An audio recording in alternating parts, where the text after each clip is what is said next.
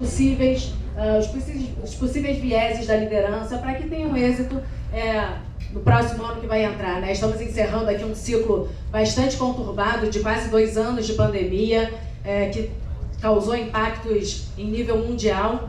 Aqui no Brasil, ontem foi anunciado, né, uma recuada no PIB, então o cenário não se apresenta tão favorável. E os especialistas, eles acabam divergindo nas suas opiniões, né? Tem os especialistas que imaginam que o cenário vai continuar estagnado, outros pensam numa recessão muito crítica, outros ainda pensam numa ascensão, mas numa retomada mesmo que seja tímida, né? No entanto, a população, a baixa rentabilidade da população, alta inflação, tudo isso vem contribuindo para um cenário cada vez mais com menos certezas à frente. E por isso que entendemos que seria muito importante a gente debater justamente o cenário econômico para findar esse ano já com uma expectativa. Que não seja uma expectativa econômica, mas que seja uma expectativa de uma liderança efetiva, de novas ações que podem ser feitas nas empresas. Afinal de contas, além do segmento, né, da área econômica, nós também passamos por transformações severas no modo de trabalho, nas metodologias, em como implementar lideranças que sejam efetivamente produtivas e eficazes. Então eu tenho o prazer de chamar aqui todos esses debatedores, cada um para falar um pouco do seu segmento específico, né? Então eu queria lançar inicialmente uma pergunta mais ampla, pedindo para que cada um de vocês fale um pouco sobre o segmento, sobre o cenário econômico atual e como ele impacta no segmento diretamente que vocês atuam. Vou passar a primeira palavra aqui para o José Veloso. É um desafio, né? Ser o primeiro a falar no meio de tantas pessoas aqui de experiência e de notório conhecimento aqui dos seus segmentos. Preliminarmente, como representante do presidente Antônio Queiroz, agradecer a presença de todos e dizer que é uma honra apoiar o G10 nesses 15 anos, o professor Marcos, nosso presidente, e tê-los em nossa casa nesse reencontro. Então, sempre que o G10 quiser, a FEComércio estará disponibilizada para o grupo. Em segundo momento, nesse aspecto da pergunta da Letícia, né, em relação aos desafios, os desafios foram enormes durante essa pandemia. No nosso segmento principal, o setor de comércio e serviços, a reinvenção teve que ser imediata, né? Setores como o do Vladimir já eram dinamizados em termos de internet, em termos de sistemas, mas muitos comerciantes não eram, então tiveram que mudar para o e-commerce muito rapidamente, tendo em vista que hoje isso é uma tendência mundial e a pandemia apenas acelerou o processo. No caso do Rio de Janeiro, a gente está otimista em relação à economia, né? Apesar do cenário desafiador, nós temos, eu diria, 2 aspectos principais negativos para nós, que são, no caso federal, a questão de taxa de juros e da inflação. Isso é um problema que corrompe o salário de todos, dificulta o comércio, dificulta as compras, os serviços, e é um desafio que a gente espera que a equipe econômica consiga dominar. O ideal, o Brasil precisa urgentemente, já passou do tempo, de uma reforma tributária que simplifique a nossa arrecadação de impostos a nível nacional. Nós temos uma verdadeira loucura.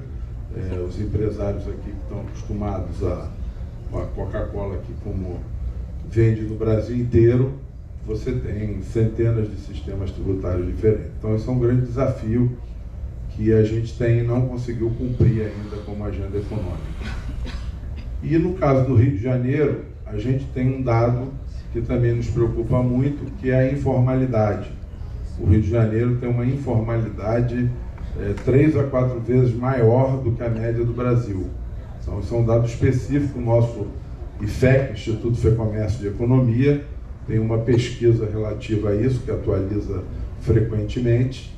E então, a informalidade é um setor que nos preocupa muito. Por outro lado, temos aspectos positivos no Rio de Janeiro. E eu gosto sempre de enfatizar, assim como o presidente Queiroz, as coisas positivas. Então, a gente tem setor de turismo e serviços alavancando fortemente o nosso desenvolvimento. Dados de outubro comprovam isso.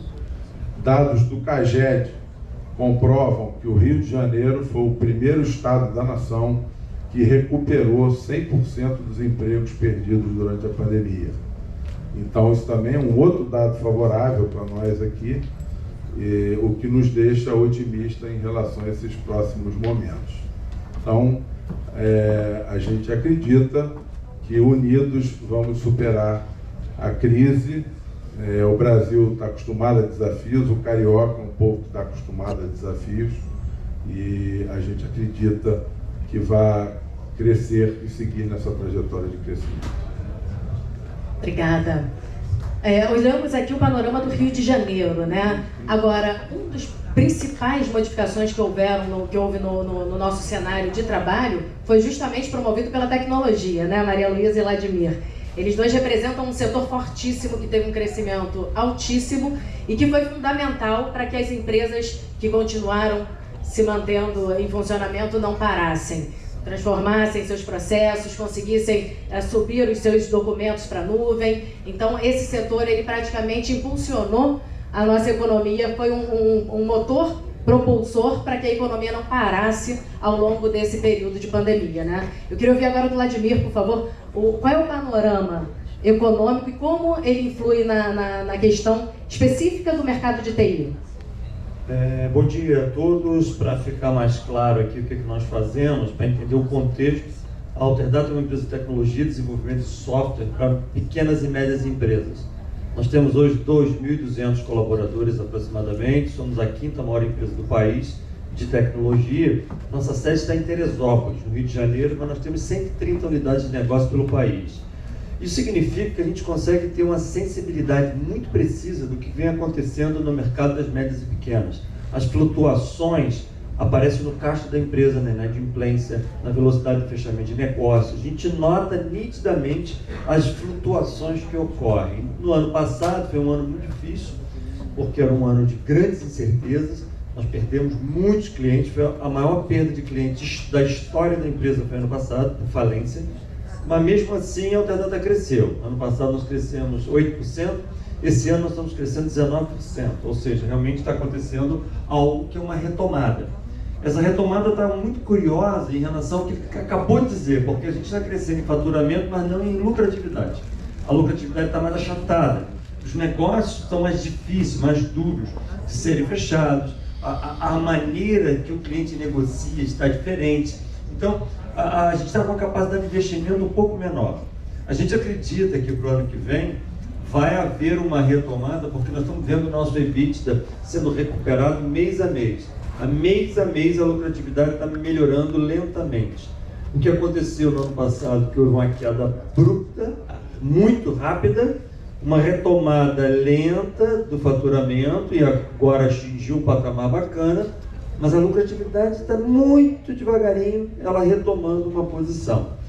O ano que vem, a gente tem uma incerteza política que preocupa muito a gente, porque essas polarizações que acontecem numa disputa política criam uma instabilidade. Todos os anos, a Alterdata tem 32 anos, eu trabalho com tecnologia há uns 40 anos aproximadamente, todos os anos que tem grandes embates políticos, há uma insegurança, o mercado econômico freia. As empresas se sentem inseguras de fazer alguns investimentos. Então é um ano de dúvidas. A gente acredita que a pandemia vai estar numa situação mais controlada, porque as empresas se organizaram. A Alterdata, por exemplo, no ano passado, nós colocamos 1.400 pessoas para trabalhar em home office em 4 dias. Foi um caos. Mas esse ano, se vier uma outra pandemia, nós estamos mais preparados.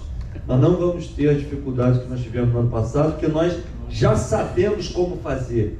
O jogo mudou. Então hoje eu diria que a Alterdata ela se reinventou completamente. Se tiver outra tempestade aí, nós estamos prontos. Então a gente não está com medo de ter vai vir um vírus lá do outro lado do planeta, não estou nem aí para isso. que a gente está preparado agora para fazer uma operação, o departamento comercial está pronto, a estrutura está pronta para esses desastres.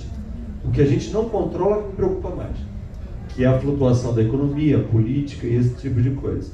Então a gente vem criando uma série de ferramentas para ajudar com que o ano que vem seja um ano bem bacana para o nosso país. A gente acredita muito no Estado do Rio, a gente investe muito aqui, queremos cada vez mais que o nosso Estado tenha a pujança que ela merece, e o setor de tecnologia é um setor que impulsiona todos os outros setores, como a Letícia comentou. Então, eu acho que o ano que vem tem tudo para ser um ano bom. Nós precisamos não deixar com que esse cenário econômico, cenário político, afete a economia. Foi muito interessante você comentar sobre essa preparação que nós temos hoje para futuros, não necessariamente uma pandemia, mas futuros imprevistos e de coisas que não são controláveis, né? Eu acredito que hoje, se não é a grande maioria, está muito perto disso, das empresas brasileiras, das empresas mundiais, elas já tiveram esses 2 anos para se adequarem, e se vier uma tempestade, um furacão, qualquer coisa, isso não vai ter tanto impacto quanto houve no início da pandemia, que todo mundo foi pego de surpresa, e que ninguém tinha processos na nuvem, ninguém tinha processos, falava-se muito em home office, mas ninguém implementava, de fato existia um rumor ali em torno do home office. Então, ainda seguindo essa linha da tecnologia, eu gostaria de chamar a Maria Luísa, que tem uma visão, ela é CEO da Lab 245, que é uma empresa também de software, mas ela é presidente da CESPRA-RJ, que é a associação que representa as empresas de tecnologia da informação aqui no Rio de Janeiro. Então, ela consegue, além de dar a visão dela como uma empresa que produz também software, ela consegue ter um panorama geral de pequenas, porque só para que vocês possam entender, né? O Vladimir representa uma empresa que é quase líder mundial, né? Você é a 5ª maior do Brasil. Então, ele compete com grandes players do mercado. A Maria Luísa tem uma empresa também de um porte médio e que compete com grandes players do mercado, mas ela consegue ter essa visão mais ampla, olhando pequenos, médios e grandes players. Obrigada, Letícia, obrigada, professor Marcos, e um prazer estar aqui acompanhando vocês. Então, da mesma forma que o Vladimir, eu vou tentar contextualizar um pouco. Eu sou empresária, então, o que ela falou, a gente trabalha com gestão de documentos, gestão de processos de inteligência artificial, então, assim, é uma empresa de 25 anos, desde aquela época a gente já estava se preparando para a pandemia. Né? O nosso trabalho era botar na nuvem, era fazer processos online, mas sabemos que houve essa mudança radical. O que ela comentou a respeito da CESP é fato. Então, por exemplo, o Vladimir é nosso associado, nosso diretor da CESP, então ele contribui muito com essa visão, ele dá palestras, ele dá orientação pessoal. Nós somos um grupo de empresas que tem as maiores empresas do país e também somos uma federação. Então, como federação, nós ouvimos as histórias de todos os outros estados. E o que a gente vê é que, sem dúvida alguma, houve um grande avanço na mobilização da tecnologia. A tecnologia, eu digo que junto com a área de saúde, foram os grandes heróis desse momento, né? Porque rapidamente a gente conseguiu mobilizar pessoas e fomos para home office, implementamos sistemas e as coisas funcionaram e a gente continua trabalhando, produzindo, comendo, se divertindo, usando a tecnologia. O Brasil é um país muito usuário, ávido pela tecnologia como usuário. Ele sabe usar, ele tira de letra, as crianças ensinam a seus pais, mas os velhinhos também utilizam com facilidade. Nós gostamos de tecnologia, assim como gostamos de vacina, né? Todo mundo agora no resto do mundo está falando, poxa, o Brasil está vacinando pra caramba. A gente gosta, a gente tem esse espírito bacana. Mas a gente tem que dar atenção a um detalhe, e aí eu vou recapitular um pouco o início da pandemia. Em abril, mais ou menos, se eu não me engano, acho que foi em junho, nós recebemos a presidente do BP, Cristina Pinho, e aí ela falando sobre a exportação de petróleo, né, que BP é o Instituto Brasileiro de Petróleo, na verdade, Petróleo e Biocombustíveis. E aí ela falou de exportação de petróleo, que o Brasil não teve queda no início da pandemia, porque a China fez uma grande importação. Então, enquanto o resto do mundo está paralisado na economia, porque petróleo está ligado à mobilidade, a mobilidade caiu, as pessoas não se deslocavam mais, o petróleo naturalmente caiu, a gente não teve essa perda porque houve uma grande importação. Alguns meses depois, vocês devem ter lido no jornal, tivemos uma crise do arroz, uma crise dos alimentos, porque novamente a China e países assim fizeram uma grande importação de produtos, de commodities. O Brasil é muito bom produtor disso, ele tem excelência, ele tem tecnologia, mas a gente não tem um mercado interno forte. Então, a qualquer momento que um grande importador oscila nessa abordagem conosco, nós acabamos sofrendo por isso. E, obviamente, que o outro país não tem compromisso, apesar de ter a amizade. Estamos aqui até com a Márcia Fu, que representa... E aí, o que acontece? Nós temos que fortalecer nosso mercado. E por que eu contei uma história e outra? Porque hoje o Brasil é um grande consumidor de tecnologia. E nós somos um excelente produtor de tecnologia, não só o Vladimir Carvalho aqui com a Alterdata, mas empresas como Stefanini, TOTUS e outras empresas, a Lab 245 Software, que é a minha empresa, somos empresas que geram tecnologia de ponta para oferecer para o mundo. Agora nós temos que nos preparar para não desmobilizar esse recurso, que é de geração de tecnologia, porque sem dúvida alguma a tecnologia é a economia do futuro. Os commodities, nunca vamos deixar de usar petróleo, nunca vamos deixar de comer arroz, principalmente na Ásia. Mas, sem dúvida alguma, nós vamos precisar de tecnologia, esse é o futuro, é o item que vai valer mais dinheiro, é o item que vai ser mais estratégico para o mundo todo. Então, hoje, aqui no Rio, nós temos uma oportunidade maravilhosa. Nós temos um conjunto de universidades, centros de pesquisa, que é a Boston do Brasil, talvez até mais do que Boston. Não em prestígio, mas em quantidade, em número de pesquisadores, é uma coisa impressionante. Eu mesma sou doutora em engenharia nuclear pela UFRJ, pela COP, tenho muitas parcerias e montei uma empresa. Essa ligação, empresa e universidade, com o apoio do governo, às vezes é um pequeno apoio, não precisa nem de dinheiro, mas um pequeno apoio, criando mecanismos fáceis, vai deixar a nossa tecnologia à frente do resto do mundo, porque ela já é equiparada, mas à frente. E a gente tem que se preparar e ser muito receptivo para isso, né? O Brasil tem que ser bem receptivo a essa tecnologia, para que a gente cresça, porque não tem debate político que não envolva crescimento. Todo mundo quer crescer, né? Então, direita, esquerda, isso, aquilo é um detalhe. Mas crescer, por que a gente não quer crescer? Crescer é a solução para todos os caminhos.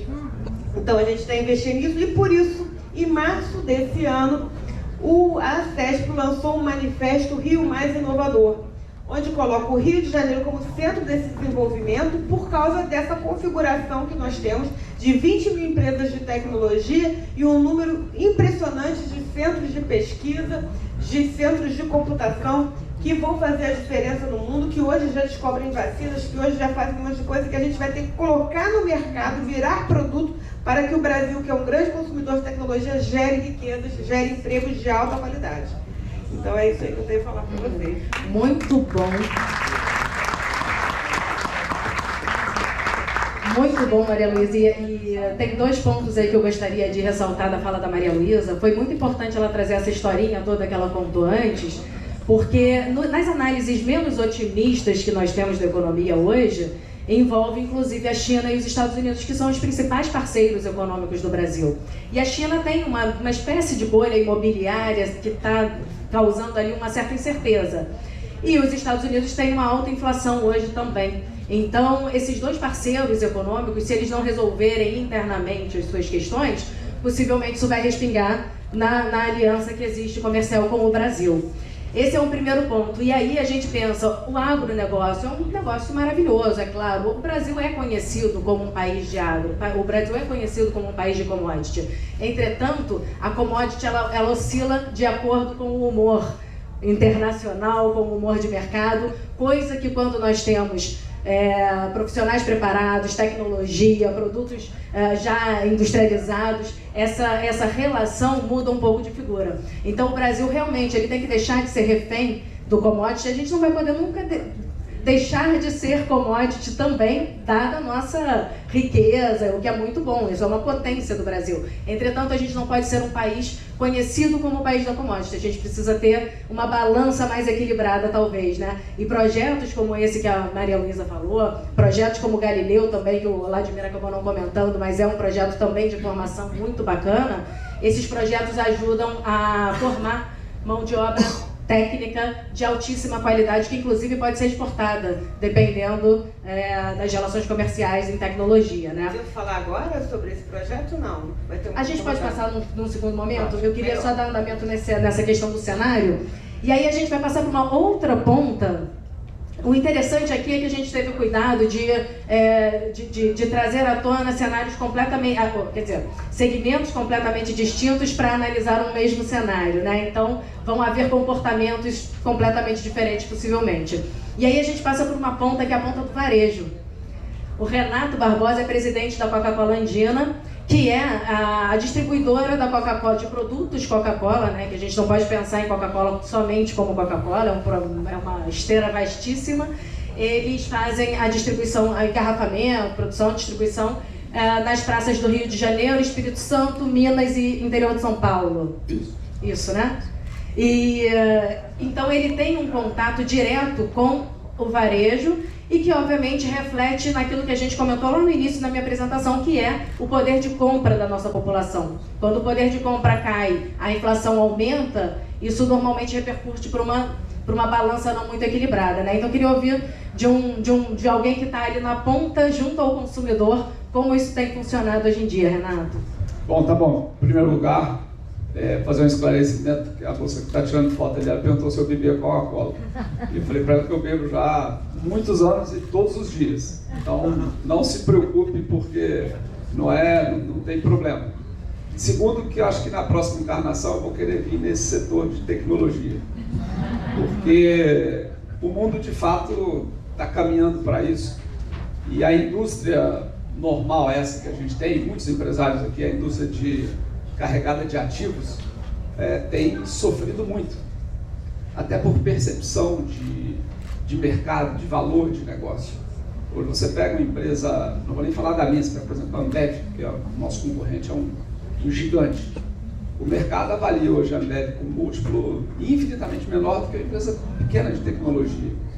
Mas é toda uma configuração de visão das coisas que leva a esse tipo de coisa. Então, na próxima a gente está junto aí, vou ver se vem mais cedo. Estou há 32 anos no sistema Coca-Cola e já vivi um pouco de tudo que é tipo de crise, época de, talvez os mais jovens não se lembram do congelamento de preço, na época do Sarney. Eu me lembro que às vezes a gente tinha possibilidade de aumentar o preço 80% em um mês, 70%. E o mundo, felizmente, mudou, o Brasil mudou, a menção que você faz às questões políticas, eu acho que elas têm relevância, mas sobre uma ótica empresarial, daquele compromisso que a gente tem com o país e com o futuro, eu acho que a gente tem que ponderar isso para que não gere nenhum tipo de ação empresarial em relação ao futuro. Eu acho que todos nós, as pessoas aqui que estão no G10, estão sempre realizando as coisas pensando no que vem pela frente, porque o tema aqui é exatamente de falar de como a gente tem sido afetados, né? Então, assim, rapidamente eu vou passar um pouco por isso, eu prefiro falar um pouco mais de futuro, né? Imaginem no início da pandemia, nós atendemos aqui diretamente 85 mil clientes e de um dia para o outro saiu um decreto dizendo que um monte de estabelecimentos estaria fechado. Então, segmentos importantes como bares, restaurantes, hotéis, toda a natureza. E essas pessoas têm estoques, têm produtos, não só os nossos, mas tem alface, tem tomate, tem tudo, tem empregado. E do dia para a noite você tem um decreto e você agora não pode abrir. Isso implica em vários desdobramentos do ponto de vista prático na cadeia econômica e que gera problemas secundários gigantescos. É só vocês imaginarem como que gera o tema de inadimplência para o pequeno varejo, que vocês sabem muito bem, dependem da receita daquele dia para poder sobreviver e dar continuidade ao negócio. Então, por exemplo, no nosso negócio lá, a gente briga com os nossos concorrentes.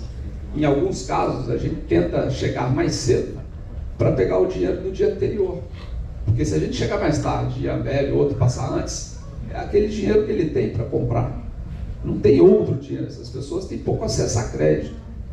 Então, naquele momento, nós tivemos que nos adaptar, não cobrar, por exemplo, encargo, executar dívidas, e procuramos buscar soluções para de qual a forma que a empresa poderia influenciar no sentido desse segmento sair dessa crise.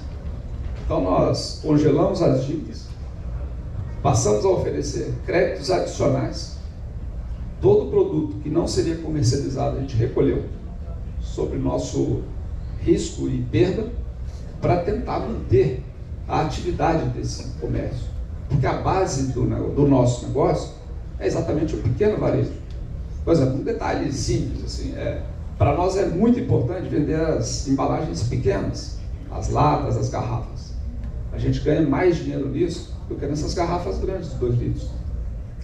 E toda a venda, ou quase toda a venda, está exatamente nesse canal. Quando você fecha, as pessoas vão passar a consumir no supermercado.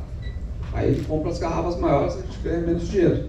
Então, para nós é fundamental, e nós fizemos vários programas de resgate e de salvamento desse tipo de cliente. Então, eu acho que, ao invés da gente pensar no lado, vamos dizer, da dificuldade, acho que a gente tem que avaliar o lado da oportunidade e a responsabilidade que cada empresa tem no sentido de manter a economia funcionando e você valorizar aquelas pessoas que interferem na sua cadeia. Nós temos 8 mil empregados, 8 mil funcionários. A gente evitou fazer dispensas. Nós utilizamos aqueles mecanismos legais que foram criados, de forma muito inteligente, por sinal, e a gente conseguiu manter todos esses empregados. Estamos com o mesmo nível de emprego que a gente tinha antes da pandemia, apesar de um ambiente, de um entorno bastante desfavorável. Assim. Só para vocês terem uma ideia das coisas, por exemplo, um refrigerante mais ou menos 90% é água, aí você tem os custos de embalagem, essas coisas assim. Embalagens plásticas e latas metálicas de alumínio, elas subiram esse ano, em média, 30%. Toda a Coca-Cola que vocês bebem, em algum lugar a gente vai lá e entrega de forma direta. Nós atendemos e entregamos diretamente.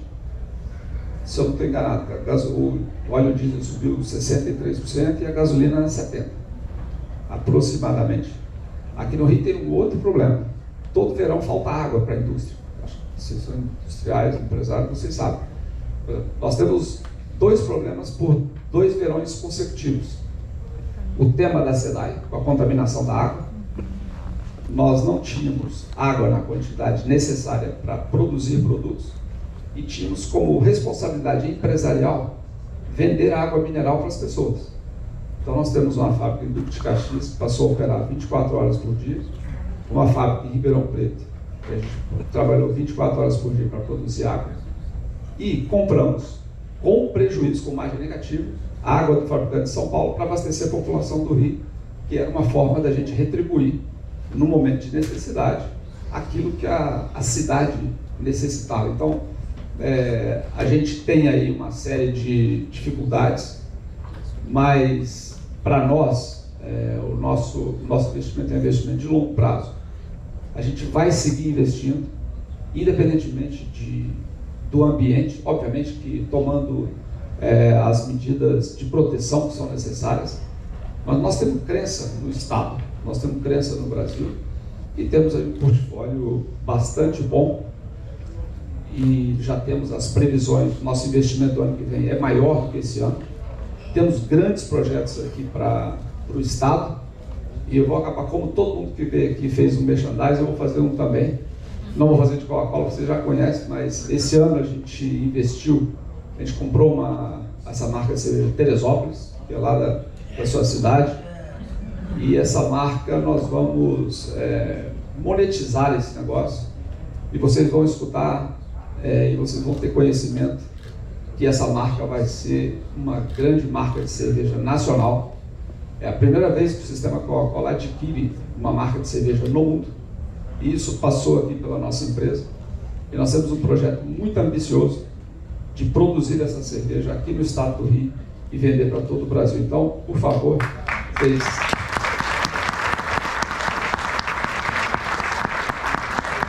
Aqueles que não conhecem, acho que no final vocês vão ganhar ali uma garrafinha para provar. E é um produto aqui da nossa cidade, da nossa região, e nós vamos avançar com isso, tá bom? Obrigado. Notícia quase em primeira mão, né, Renato? Essa.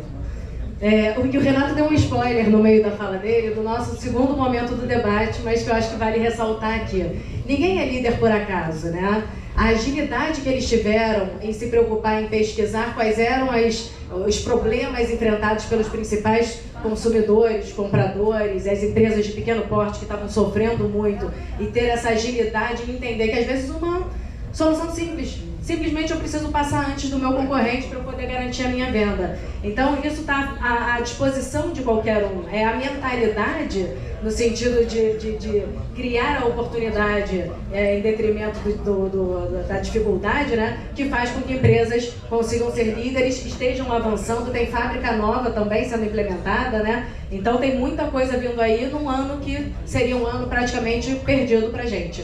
E aí, a gente também se preocupou em fazer uma última ponta, essa é uma última ponta dessa cadeia, mas que também precisa, como a Manuela, como o Fernandão, nosso amigo que está ali também, as pessoas como o Márcio Vilar, pessoas do esporte, né? O Renan Dalzotto é técnico da Seleção Brasileira de Voleibol.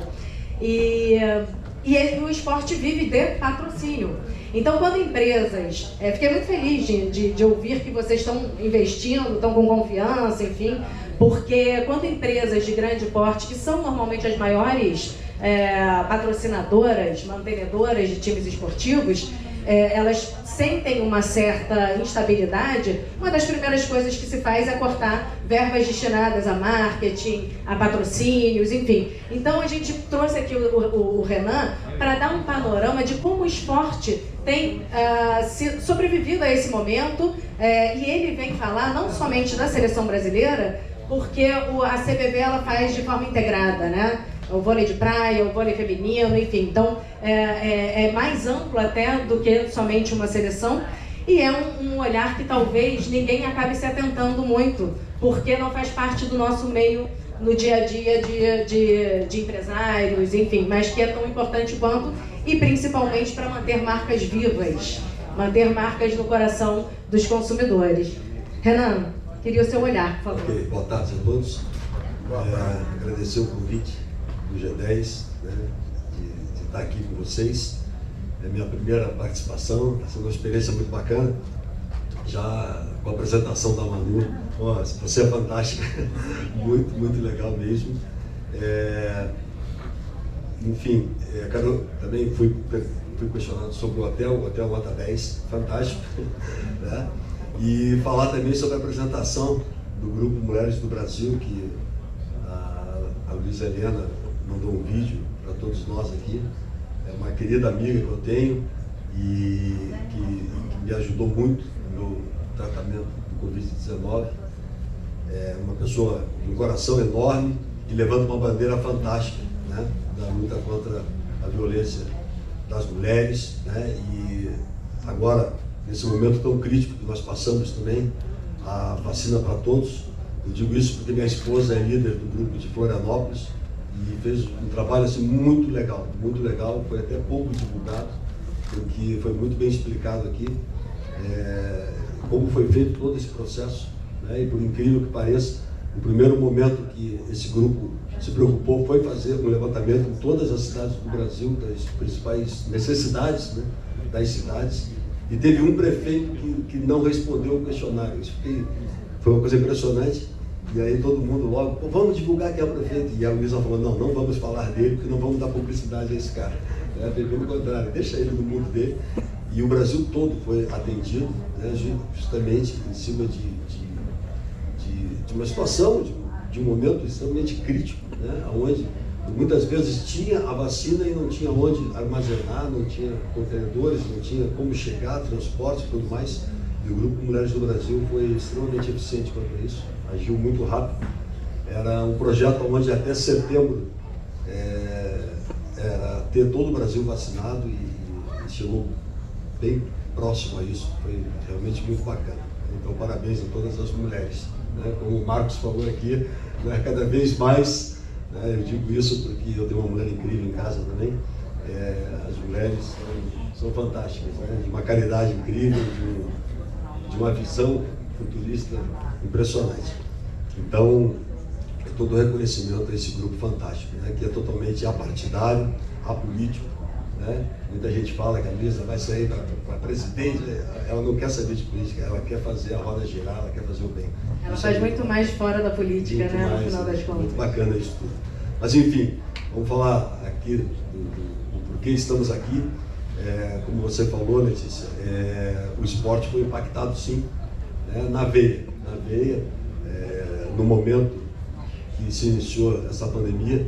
Ele já vinha sofrendo demais o marketing esportivo, e eu falo com bastante tranquilidade porque a minha origem, claro, sempre foi o esporte. Eu estou no esporte há 50 anos, comecei jogando voleibol com 11 anos, né, disputei vários Jogos Olímpicos, mas eu sempre fui muito curioso, me capacitei, eu tive a oportunidade de trabalhar 6 anos dentro de uma universidade, onde eu fiz vários cursos também, muitos deles voltados para a área do marketing esportivo, para entender um pouco como funciona.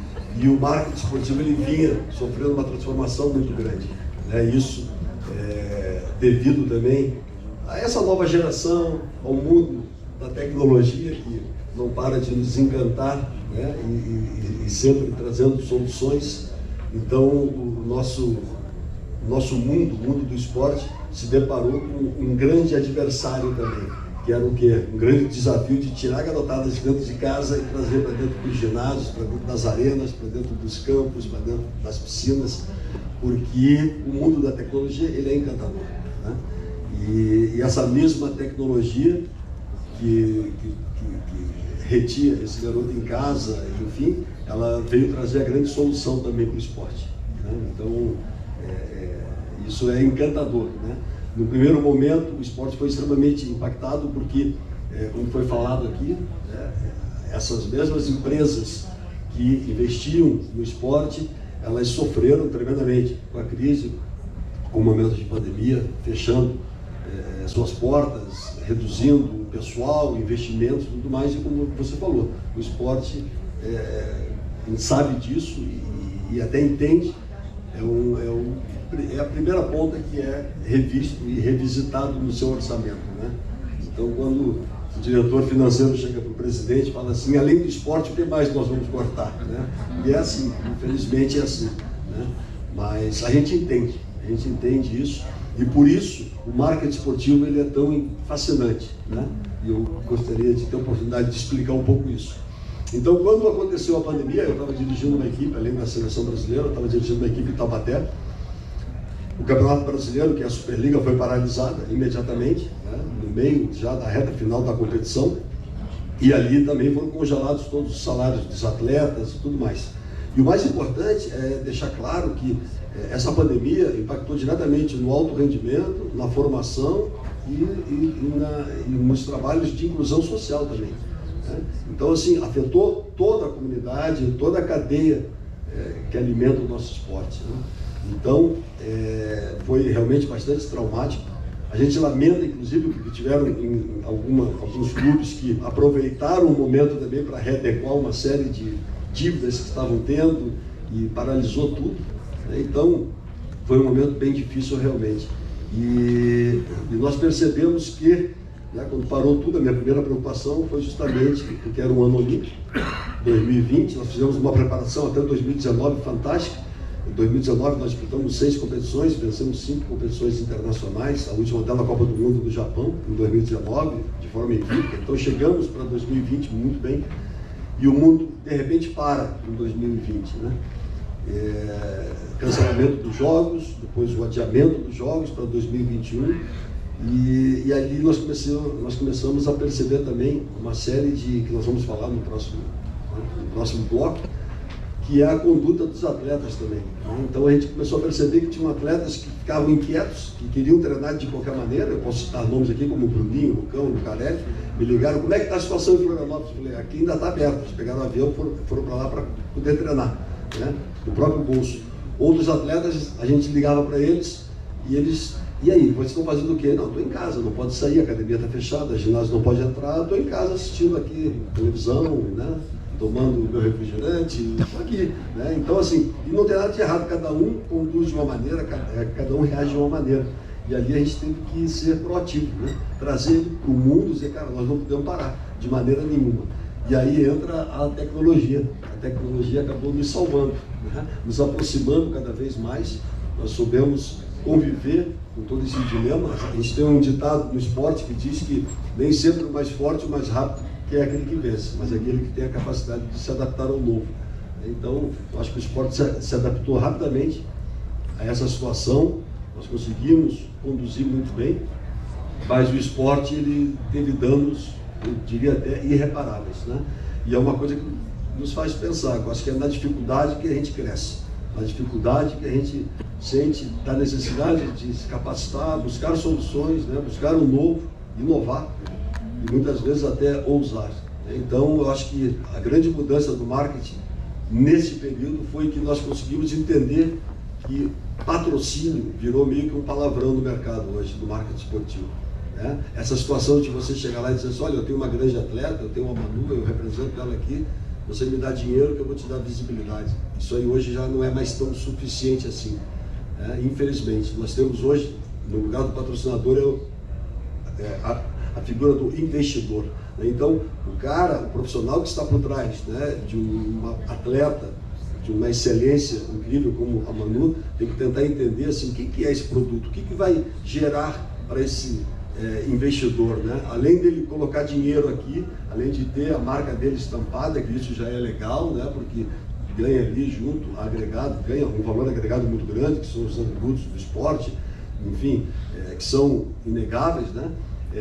Mas o que mais esse atleta ou essa equipe pode gerar para esse investidor, né? De que modo eu posso gerar algum tipo de negócio para ele, seja ele de marca, seja ele de forma institucional, seja ele em vendas, seja da maneira que for. A verdade está que os agentes esportivos hoje têm que ter esse tipo de visão, né? O produto dele tem que gerar algum tipo de negócio a mais do que só a imagem para o investidor.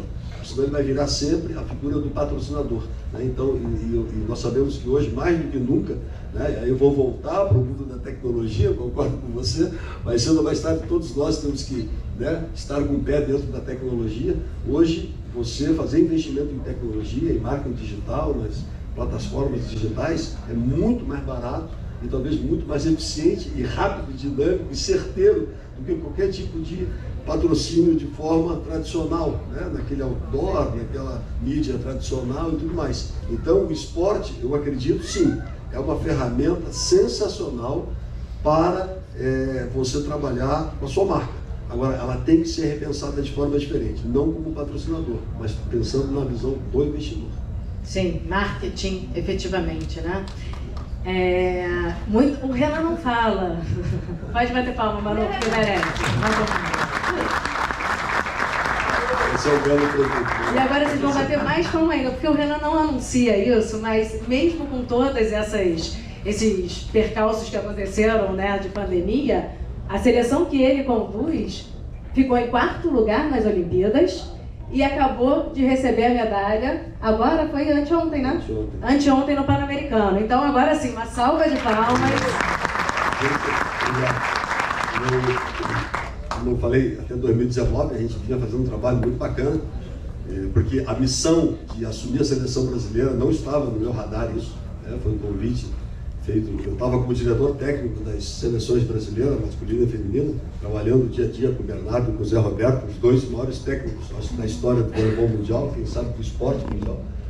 E então foi de muito aprendizado. Eu já vim de uma geração, né, que eu estou aqui, o Fernandão está aqui, de uma geração também que foi uma escola incrível, que nós lá atrás conseguimos transformar o voleibol, que era uma modalidade, enfim, sem grandes representatividades, num grande produto, né? Isso devido ao trabalho sensacional na época do Nussmann, da Confederação Brasileira de Voleibol, de um bando de maluco que acreditava naquela proposta de transformar realmente o voleibol num grande produto. de uma comissão técnica jovem, mas extremamente determinada também. Então, assim, foram muitos aprendizados que o voleibol me deu.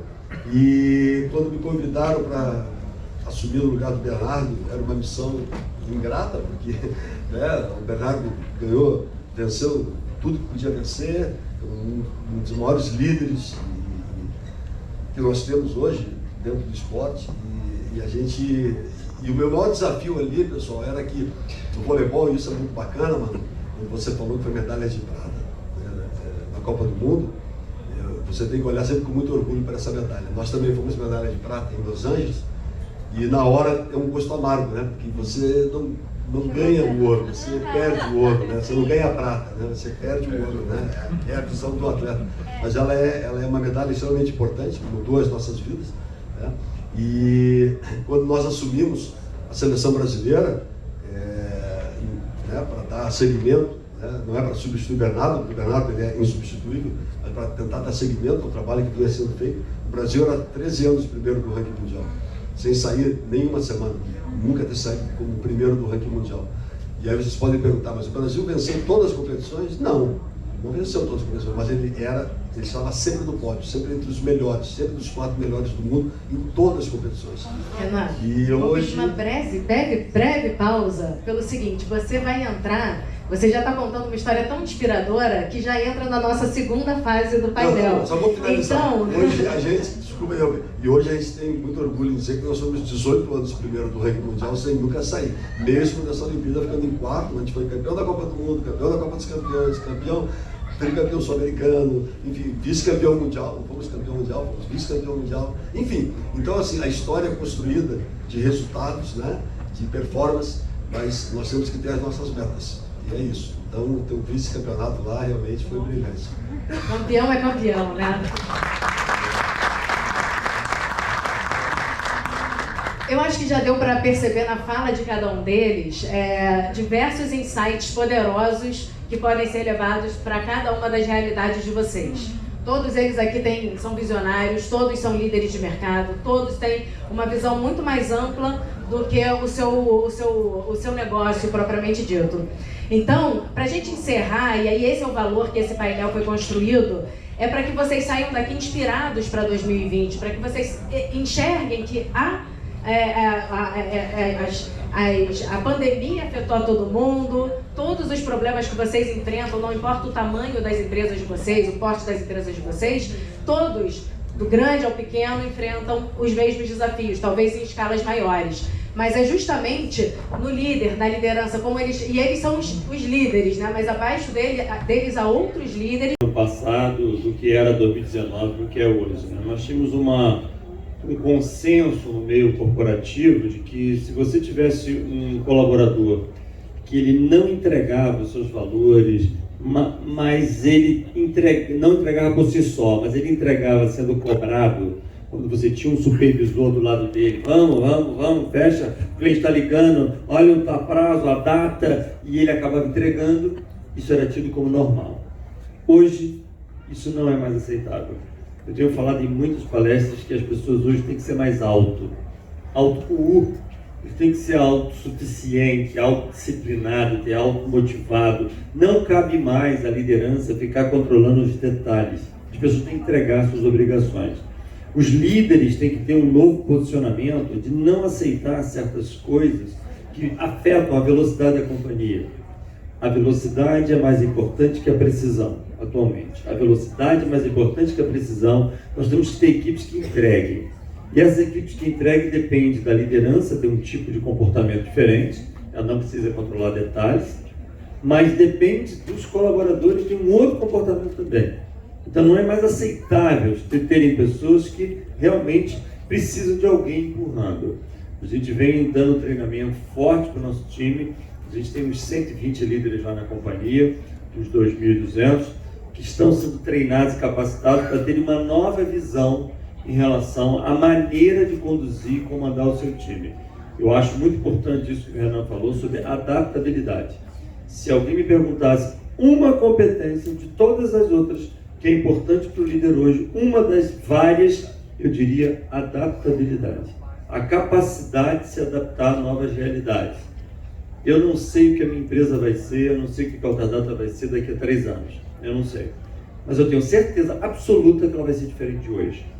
Se ela é diferente de hoje, nós temos que ter uma estrutura adaptativa para algo que eu não sei o que vai ser, o incerto. Então, essa visão que os líderes têm que ter hoje, que eu acho que é muito importante para que as empresas continuem pujantes, competitivas e sérias nessa economia que está tão veloz.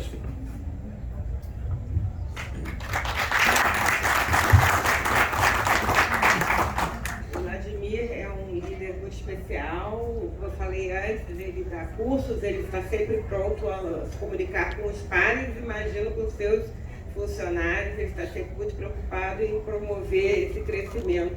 Então, acho isso muito importante da parte dele.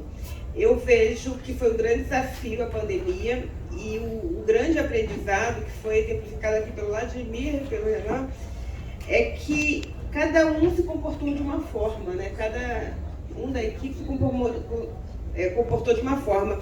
E coube ao chefe, ao líder, identificar essas diferenças para não perder o talento que aquele indivíduo tem, mas que naquela condição não está entregando da mesma forma.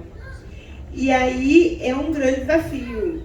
Então, a gente viu que o home office ajudou muita gente a ter uma performance melhor, mas também para outros prejudicou.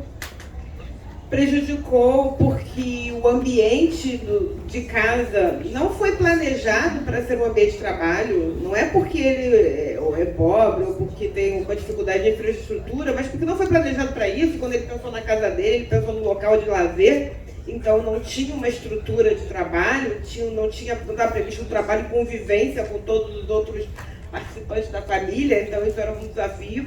Então são vários desafios. O trabalho de comunicação, quer dizer, muitos trabalhos criativos exigem a comunicação intensa, que às vezes o olhar é importante, então o olho no olho, se você não tem. Vamos lá, imagine uma pessoa de tecnologia, programador, um cara basicamente nerd, né? Tímido, mas que precisa trocar ideias para crescer, para ter uma nova ideia. Oh, que loucura, né? Se ele está numa linha de produção, ele tira de letra, porque ele nasceu para isso.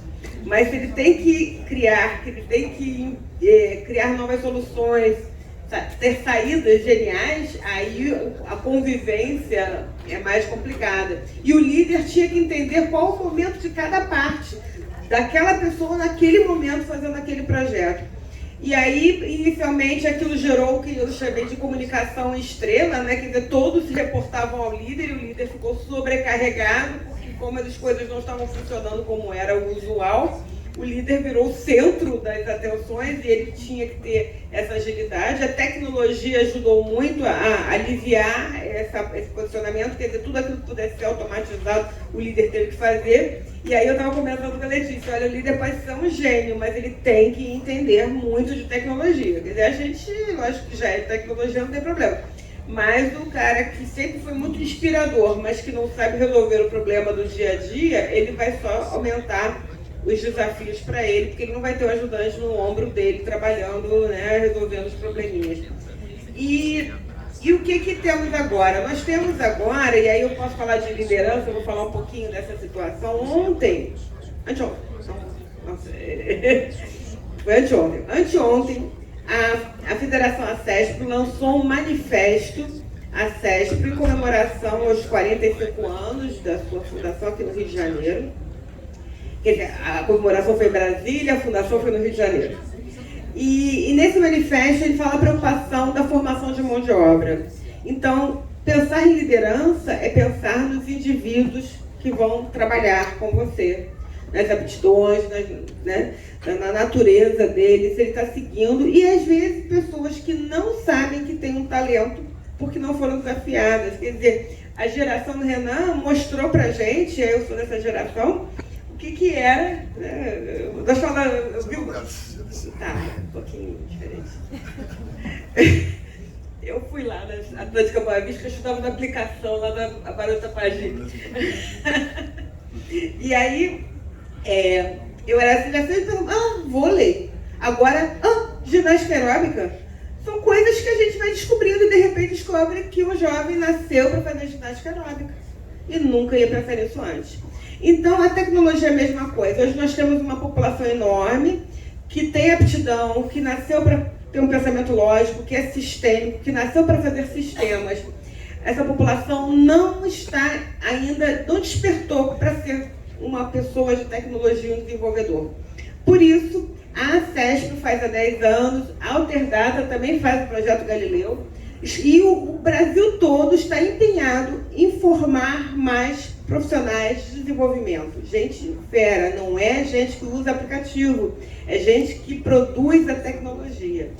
E nesse projeto, eu posso falar aqui nessa casa, porque nós fechamos o nosso contrato, o nosso termo de parceria com o Senac aqui em cima, né? Um projeto fantástico que vai certamente se multiplicar não só pelo estado do Rio de Janeiro, mas todo o Brasil. Esse projeto é o seguinte, que eu tenho que contar como é que funciona.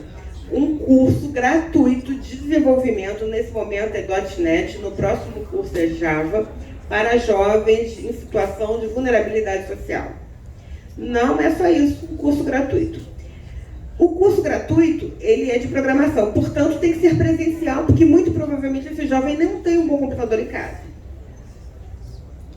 Então nós tivemos que pagar passagem e lanche para esse jovem, para que ele fosse ao centro do Senac, que tem uma base incrível de laboratórios técnicos, para receber esse jovem e ele fazer esse curso. Então, nós pagamos esse deslocamento, porque hoje custa cerca de R$700 por aluno por mês, e ele não ia tirar do bolso dele para fazer isso. Então, não basta ser gratuito, tem que dar condições para ele fazer. Então, nós demos isso. Mas tem uma a mais. Ao final desse curso, as empresas madrinhas associadas da CESP, que adotaram esses jovens, cada uma adota 3 jovens no mínimo, ela tem compromisso de contratar ao final do curso um desses jovens CLT para seu corpo de trabalho. E essa competição, esse negócio de 1 para 3, 3 para 1, faz com que eles se empenhem mais. E se empenhem mais de modo que às vezes a empresa contrata os 3.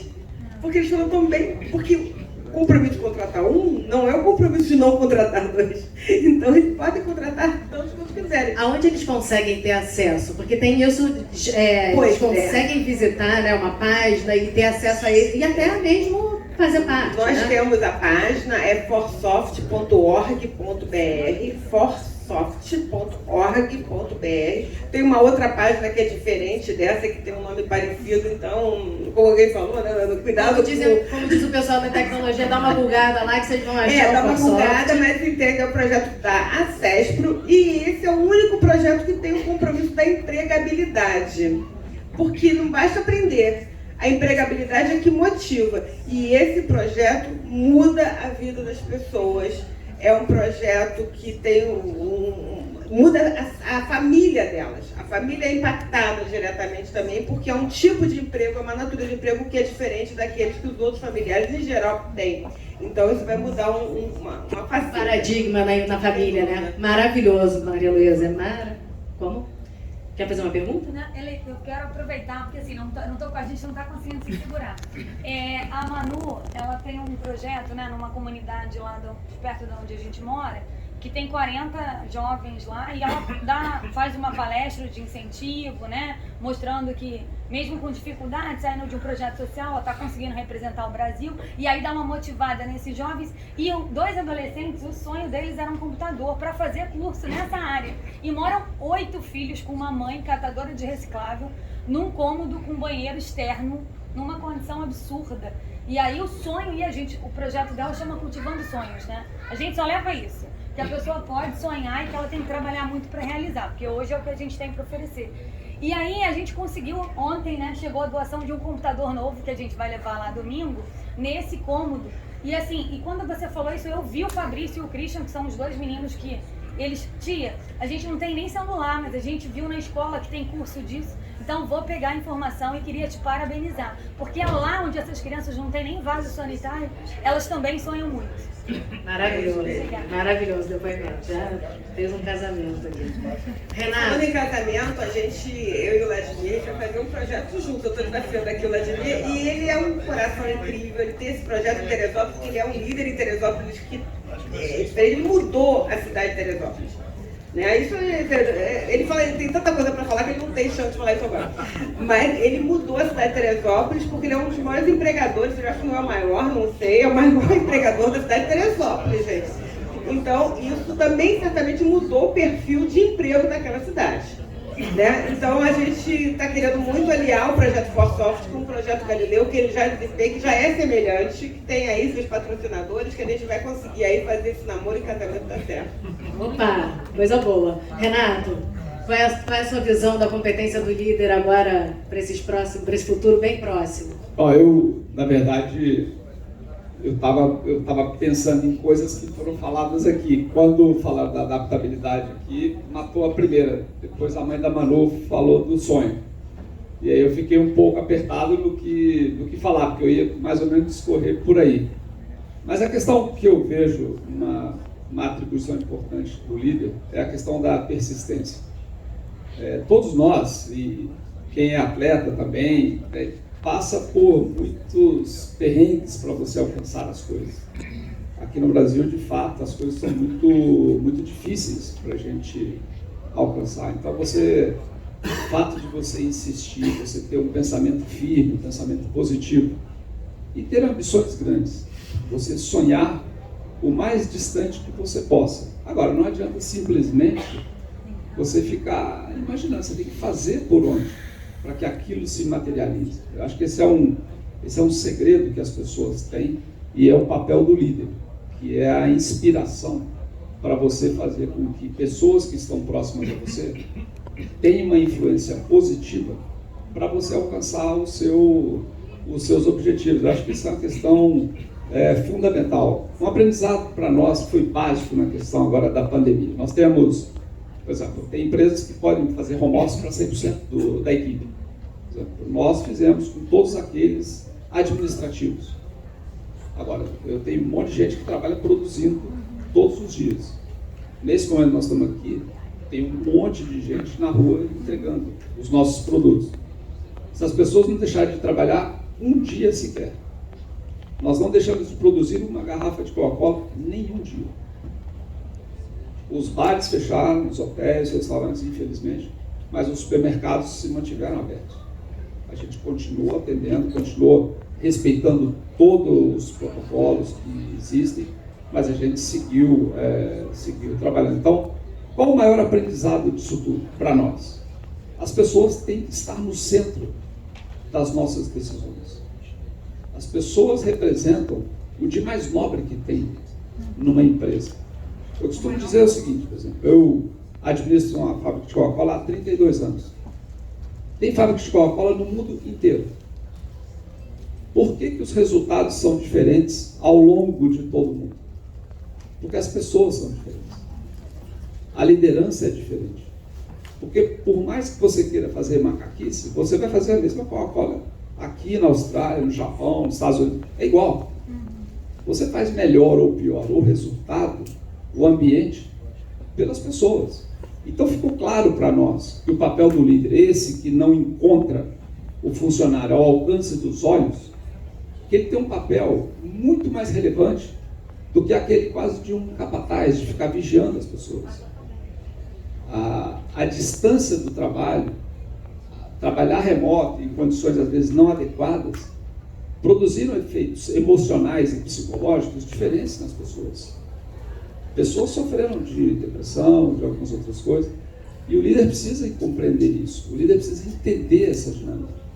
E quando você está no dia a dia, aquilo acaba sendo mascarado pelas interações sociais que são normais entre humanos.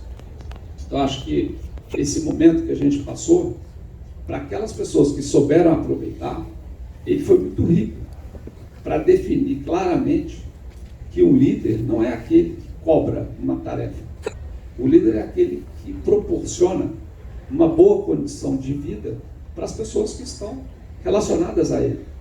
É de você ter a responsabilidade de interferir na vida de um funcionário, na família de um funcionário, no sentido de que se tornem pessoas melhores e que evitem todas as mazelas que um ambiente desse de pandemia provoca. Então, posso dizer assim, com muita tranquilidade, eu fui à empresa todos os dias, e não deixei um dia sequer na empresa, e eu fazia questão de almoçar no refeitório dos funcionários.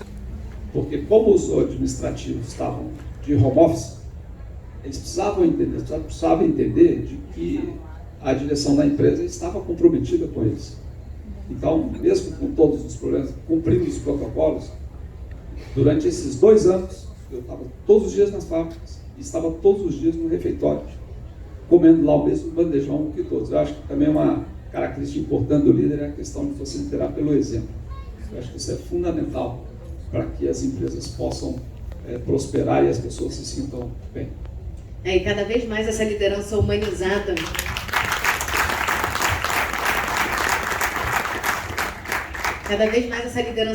vem ganhando espaço, né? E vem perdendo espaço aquela liderança mais taxativa, que não envolve o grupo como um todo, né? Queria ouvir agora o José Veloso. Vou te passar o meu microfone. Pois não. Eu vou aproveitar, pegar o gancho nessa colocação primeiro do Renato e trazer aqui para o nosso exemplo, do nosso presidente, Antônio Florencio Queiroz. O líder ele tem que ter a visão, ele tem que ter a decisão no momento. E às vezes o momento é adverso, como ainda estamos passando. Então, na gestão do presidente, que está completando 3 anos, ele criou lá atrás o IFEC, que é o Instituto Fecomércio de Economia, porque ele sentiu a necessidade que nós tínhamos dentro de todo o braço de negócios que a gente faz e para apoiar todas as empresas ligadas aos 59 sindicatos que compõem a Fecomércio, de prover com dados atualizados, e que às vezes esses dados diferem um pouco de outros dados da economia. Mais importante, credibilidade. E o IFEC é um dos 3 institutos top 3 do Banco Central, em termos de dados. Então, é a importância de você fazer. Seguindo nessa linha, na quarta-feira, aqui nesse auditório, o presidente vai estar lançando o IFES, que é o Instituto Fecomércio de Sustentabilidade, né? Porque a gente entende que hoje em dia o mundo tem que ter esse olhar para a sustentabilidade. A área ambiental é uma área fundamental, uma área importante. E hoje ele não pôde estar aqui presente porque ele está em Brasília, no Ministério da Justiça, recebendo um prêmio. A Fecomércio Rio está sendo premiada por sua ação no combate à pirataria. A pirataria é um fenômeno que corrói e atrapalha todos os empresários aqui presentes, porque todos os empresários legalizados são penalizados pela pirataria. Então, isso é um exemplo de liderança. Pegando um gancho na colocação da Maria Luísa, que é parceira do nosso SENAC, o nosso S o sistema S, né, é S de social. Então a gente não pode, né, assim como a Manu tem um belo projeto lá na comunidade, a gente tem vários, eu não vou discorrer aqui sobre eles, mas alguns eu tenho que destacar. Então, por exemplo, o SENAC é uma escola de formação de profissionais em diversas áreas. Mas eu vou puxar para o lado da gastronomia, para o lado da hotelaria, para o lado de serviços. E recentemente nós tivemos uma competição nacional e o SENAC Rio foi campeão do segmento de atendimento de hotelaria e ficou em 2º lugar, se não me engano, em gastronomia, e em 3º no outro. E o presidente está levando todos os 3, porque é importante da competição, da Manu, do Renan, do Fernandão, que estão aqui, não necessariamente você não vai ganhar sempre, mas a competição é importante, o aspecto da disciplina, da competição, do foco. E então o presidente abriu uma exceção, em vez de levar o campeão, vai levar os 3 ou 4 que ganharam para uma competição mundial que terá em Xangai, se não me engano, em setembro do ano que vem. Então, é motivacional, a equipe fica toda motivada. E dentro desse sistema, a gente tem que seguir exemplos. Então, nós temos alguns embaixadores que são fenômenos nacionais. Um deles eu tive o prazer até de estar num evento comigo. Eu estava também representando o presidente em Três Rios, que é o Giovanni Galfi, também campeão de vôlei, né, como o Renan, como o Fernandão.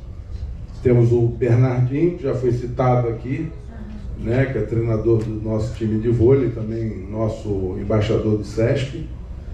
E temos a Patrícia Amorim, que também é uma campeã de natação olímpica. Então, esses embaixadores nossos são exemplos, assim como na gastronomia do Senac, a gente tem a Tereza Corção e outros chefes famosos, para dar exemplo a essa juventude, essa turma nova que entra no mercado de trabalho, que a gente procura preparar com o maior esmero para poder se dedicar e serem empreendedores de sucesso nas suas carreiras.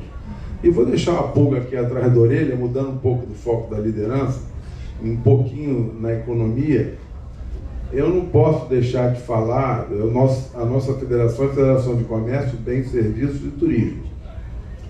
E todos nós temos uma responsabilidade aqui enorme, e o nosso presidente está à frente disso, com o nosso turismo. Assim, eu vou usar um termo leve, é um absurdo o baixo impacto que o turismo no Brasil tem. Então, vou dar um dado que é de 2019, que foi me dado por um amigo. Palma de Mallorca é uma ilha na Espanha, que deve ser talvez um pouco maior, eu não conheço, pode ser um pouco maior do que Ilha Grande, alguém me corrija. E ela movimenta em torno de 7 milhões de turistas por ano. Uma ilha. Não vou falar o país da Espanha, que é covardia. E o Brasil inteiro movimenta em torno de 6 milhões e meio de turistas ano, 2019. Então, nós temos um potencial riquíssimo no Brasil todo. Se nós tivermos competência para tratar com carinho o nosso turismo, a área pública da segurança, da sensação de segurança, a nossa economia ajudar na área tributária, nós vamos alavancar o nível de empregabilidade e de negócios enormemente. E aí é negócio da área esportiva, é negócio na área de gastronomia, na área de segmento de alimentação, alavanca todo mundo, né? É um ganha-ganha. Então é um gancho que eu deixo aí no ar, porque eu acho assim que é um segmento que a gente tem muito a ganhar. Não só o Rio de Janeiro, óbvio, o Rio de Janeiro tem uma dádiva, né, que Deus nos deu, ou quem é que deu, potencial enorme, que não foi, e o turismo alavanca enormemente toda a economia. Agora, é interessantíssimo falar, e eu não combinei com ele, mas tudo que ele falou de embaixadores antes, leva à nossa finalização desse painel, porque quando, eu sempre costumo dizer, né, que o esporte, ele tem tudo a ver com a gestão dentro das empresas, né? Quando você tem a mentalidade de campeão dentro das empresas, você consegue ter resultados muito melhores. Então, eu deixei essa cereja do bolo para que o Renan, no final, fale sobre campeões, formação de campeões. Ainda mais vendo o Marcos ali aflito, tá doido para acabar, né, Marcos? Mas, enfim, acho que falar de liderança é um assunto tão fascinante que a gente poderia ficar aqui o dia todo, né, falando. Mas tem que ser breve. Tem que ser breve. E, enfim, o esporte, como você falou, eu acho que ele retrata muito isso, né, o papel do líder.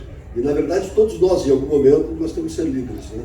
A gente pergunta, quem é o líder lá? Todos nós temos que ser líder em algum momento, em alguma fase da vida, como capitão do time, ou como simplesmente um atleta, como um pai ou uma mãe, como um diretor de empresa, como um simples funcionário, você tem que liderar em algum momento. E se você buscar na literatura brasileira a definição de liderança, você vai encontrar milhões de definições, todas elas muito bacanas, né? O líder ele tem que inspirar pessoas, o líder tem que ter seguidores, o líder tem que saber liderar pelo exemplo, essa eu gosto muito também, né? Enfim, várias definições, mas eu acho que tem uma que me fascina muito, é uma coisa que eu penso, né? Qual é a grande missão de um líder? a grande missão, acho, dele é ele tentar tirar o melhor de cada um todos os dias. Todos os dias, né? E aí passa um pouco pelo que o Renato falou também, né? O papel do líder, ele é incansável, ele é diário, né? Porque, e isso é uma coisa muito bacana, porque quando a gente vem em eventos assim, né? Por mais que a gente queira compartilhar qualquer tipo de experiência, a gente sai daqui muito mais rico do que consegue passar alguma coisa, porque a gente aprende muito, né? Então, escutando aqui os depoimentos, a gente sempre consegue trazer alguma coisa de rico para dentro da gente, para dentro do nosso processo, mesmo em outras áreas. E essa função do líder, eu acho, porque o líder, ele é incansável. O líder, ele tem que ser, normalmente, ele tem uma característica também muito interessante, que ele é inconformista, né? O cara que está sempre querendo buscar mais e mais e mais, e não permite que o cara que está do lado faça menos. Então ele está sempre também puxando, né, todo mundo e tudo mais. E é bacana que se a gente finalizar esse evento aqui, é incrível porque experiências vividas, as mesmas experiências vividas são aprendizados diferentes, né? E para mim, um dos grandes líderes de gestão esportiva que a gente teve chama-se Nussbaum, Carlos Arthur Nussbaum. Por mais que hoje, infelizmente, né, em algum momento tenha ocupado algumas páginas de jornal que nos entristece, mas tudo que a gente quer que se esclareça, porque ele sempre foi uma referência muito grande para todos nós, sempre. Eu quero contar essa história rapidamente, porque o Fernandão vivenciou, e certamente, talvez, a visão dele tenha sido outra, a do Montanaro outra, a do Bernardo, do Bernardinho, e cada um teve um tipo de aprendizado. Mas eu não tenho dúvida de que todos que participaram daquele momento, algum aprendizado saiu dali, né? Eu lembro que em 81 a seleção brasileira foi toda renovada. Isso não quer dizer que a geração anterior foi pior, né? De maneira nenhuma, bem pelo contrário. Era uma geração extremamente técnica, Moreno, Suíço, o Celso Calacha, o Fernandão fazia parte da geração anterior também, como o Bernard. Só que eles não tinham a mínima estrutura de treinamento. Se treinava aos finais de semana só. E ali começou, a partir de 81, a primeira vez treinamentos concentrados e tudo mais, né? Começou o marketing esportivo no Brasil. E eu lembro que houve essa renovação, uma comissão técnica toda nova também, né? Pelo nosso querido amigo saudoso Bebeto de Freitas, Major Paulo, Brunoro e tudo mais. E nós, muito jovens, sentados no auditório exatamente assim como vocês estão, e toda a comissão técnica aqui. E o Nussbaum começou então a dizer o seguinte: estamos começando o primeiro planejamento estratégico do esporte brasileiro, isso em 1981.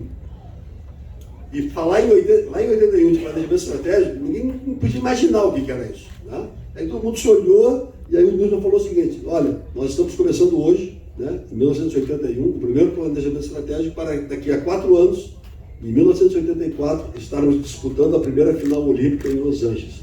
Aí quando ele falou isso, todo mundo começou a brincar e rir, né? Falou, não, voleibol não é para brasileiro, voleibol é para União Soviética, para Bulgária, Polônia, Japão, países asiáticos. O Brasil vai para participar, para pegar experiência, né? Sempre a mesma coisa. E eu lembro que todo mundo começou a brincar e ele deu um tapa na mesa. Ele deu um tapa na mesa e todo mundo ficou meio assim, ele falou, quem não acredita, por favor, pode levantar e sair. E, obviamente, todo mundo garoto, né? Vamos ver que negócio é esse de planejamento estratégico. O fato está que 4 anos depois, 81, 2, 3, em 1984, nós estávamos disputando a primeira final olímpica em Los Angeles, nos Estados Unidos. E ali eu acho que foram 3 grandes aprendizados que eu tive, né? O primeiro deles, a importância de você saber planejar e ter um foco muito claro, né? O que você quer, aonde você quer, quando e como você vai chegar lá. Ter data. Eu quero chegar, a minha meta é essa, você tem que escrever quando você quer, como, onde, e tão importante quanto é você saber onde você está também, não é verdade? Quais são as ferramentas que eu tenho hoje para poder chegar lá? Você detalhar isso. Então, aonde você quer chegar, como e quando é fundamental. Esse foi o primeiro grande aprendizado, e ele tinha deixado claro que o grande objetivo era lá. O segundo aprendizado foi que nenhum planejamento pode ser engessado. Nenhum planejamento. E muitas empresas, às vezes, contratam grandes consultorias, fazem um planejamento maravilhoso, e o mundo é muito dinâmico. Isso provou agora com a pandemia, né? Muita gente, às vezes, está errando, está tendo feedback do universo que está errado, e ele continua, não, mas o plano de ação é esse. E, na verdade, um plano de ação, ele é como um piloto de avião. Ele sai de São Paulo, vai para Tóquio, sabe a hora que está saindo, a hora que está chegando. Lá em cima mudou o tempo, ele vai mudar a rota, mas ele sabe aonde ele vai chegar e tudo mais. Então, ele não pode ser engessado, porque nós, 2 anos depois, já éramos vice-campeões mundiais, campeões pan-americanos, campeão de mundialito, desafio contra a União Soviética, que estava sem perder 7 a 1 ano, nós vencemos, e a meta, o nosso foco não mudou. Nosso foco era lá, mas houve várias correções no meio. Perdemos atletas, problemas financeiros, enfim, houve várias correções na época, né? E essa pandemia veio provar isso. Nós não podemos estar com o braço cruzado e não sermos dinâmicos e atentos ao mercado, tudo que está acontecendo, e prontos a se adaptar ao novo, né? E o terceiro grande aprendizado foi o tapa na mesa. Né? O que ele quis dizer com isso? Que todo planejamento tem que ter cúmplices. No momento que ninguém levantou e todo mundo acreditou naquele propósito, você pode ter certeza que as chances de ter dado certo realmente cresceram muito naquele momento. Né? Então, quando você tem um plano de ação, e se tiver algum funcionário, algum player, algum colaborador que não acredita naquele plano de ação, eu posso garantir para vocês que a chance de dar errado, o todo, é muito grande. Porque uma corrente ela é tão forte quanto um elo mais fraco. Ela vai arrebentar ali. E no momento mais importante, ela vai arrebentar ali. Então, a função do líder é estar atento a isso. Né? É o comprometimento do todo. Né? Isso vale para dentro de uma equipe, eu acho que para dentro de uma empresa, e na vida da gente, na família também. Então, é essa a mensagem que eu gostaria de passar.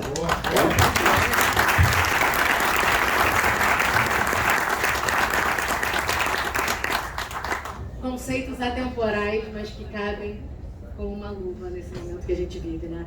Bom, eu espero, nós do G10 promovemos esse encontro aqui com grandes líderes para inspirar vocês para 2022. Então, que 2022 venha com brilho, com conceitos de liderança fincados nas estratégias de vocês, com a flexibilidade que eles falaram, com a humanização que eles falaram. Enfim, que seja um ano muito bom para todos nós. Eu quero agradecer a todos os nossos debatedores, Renato, Maria Luísa, Renan, Vladimir, José Veloso. Muitíssimo obrigado pela contribuição de vocês, por todas essas palavras preciosas, e obrigada a vocês.